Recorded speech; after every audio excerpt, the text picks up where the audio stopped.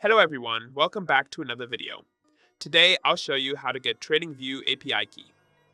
TradingView API keys are primarily for brokers. Retail users, however, use webhooks to send trade signals from PineScript. To use webhooks, you need a paid TradingView subscription, such as Pro or higher. To get started, create a new alert. On the chart, click the alert icon bell or right-click on the chart and select Add Alert. Next, set up the alert conditions. For example, you could use BTC USD C crossing 200 EMA.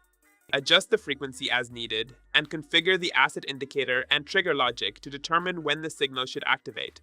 Then, enable webhooks and paste the webhook URL provided by your external trading bot or automation service. Finally, add the message payload and activate the alert. Enter the JSON or JSON to text message format that your trading bot accepts. Then click Create. Once the condition is met, your API key or webhook will trigger automatically.